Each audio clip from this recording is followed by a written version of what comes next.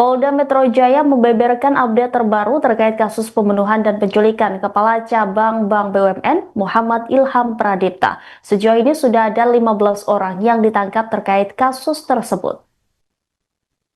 Demikian disampaikan Kabid Humas Polda Metro Jaya, Kombes Pol Ade Ari Syam Indradi pada Selasa 26 Agustus. Kombes Pol Ade menuturkan kasus ini ditangani oleh Subdit Resmob dan Subdit Jatanras Ditreskrim Polda Metro Jaya. Informasi terbaru dari penyidik bahwa jumlah orang yang diamankan kini bertambah.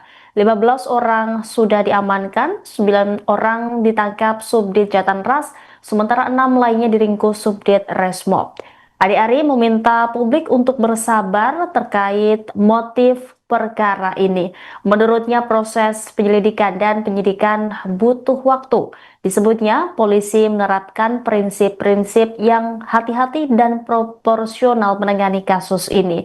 Dalam kesempatan ini, Ade Ari tidak menjelaskan secara rinci siapa saja yang telah ditangkap. Pun demikian, terkait peran dari masing-masing pelaku belum dapat diungkap.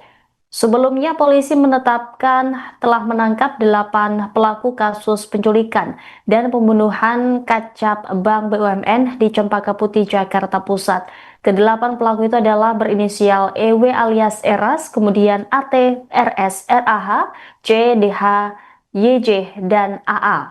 AT, RS, dan RAH ditangkap di kawasan Jakarta Pusat, sedangkan RW diamankan di sebuah bandara di daerah Nusa Tenggara Timur.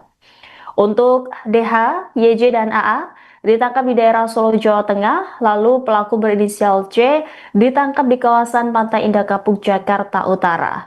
Di sisi lain, Polda Metro Jaya masih mendalami dugaan keterlibatan oknum prajurit TNI dalam kasus kematian kacab Bank BUMN. Pihak kepolisian sejauh ini masih irit bicara perihal isu yang berkembang tersebut. Ya rekan-rekan ya, jadi pada prinsipnya kami akan menyampaikan setiap perkembangan, namun kami juga terus berkomunikasi dengan rekan-rekan penyidik. Kasus ini akan diungkap secara tuntas, profesional, akuntabel, transparan, berdasarkan SOP yang berlaku. Saat ini tim gabungan masih bekerja, yaitu rekan-rekan kami dari Subdit Resmob, kemudian Subdit Jatanras, dan di awal penanganan oleh rekan-rekan kami dari Polres Metro Jakarta Timur. Saat ini masih terus bekerja, ya. Setidaknya kami update ada 15 orang yang diamankan. 15 orang yang diamankan, ya. 6 orang diantaranya itu diamankan oleh rekan-rekan dari Subdit Resmob. Kemudian 9 orang lainnya itu yang mengamankan adalah Subdit Jatanras.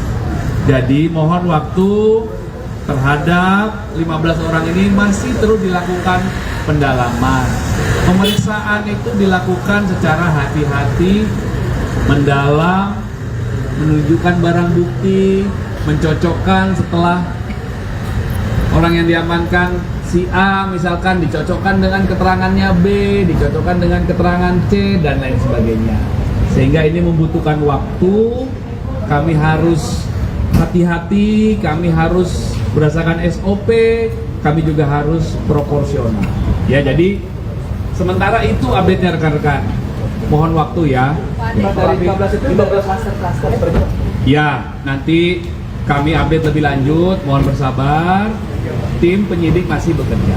Ya. Pak Kabit, itu yang salah satu pelaku yang DHM ditangkap di Solo itu apakah itu motivator juga nanti kalau pengusaha? Nah, itu kami belum pas dapat update-nya lagi. Yang jelas kami sudah membenarkan tadi bahwa saudara DH adalah seorang pengusaha atau salah satu bidang usahanya adalah bimbel online. Ya. Kemarin kan 8, bertambah lagi di 15 itu penangkapannya. Ya, jadi 15 ya diamankan ya.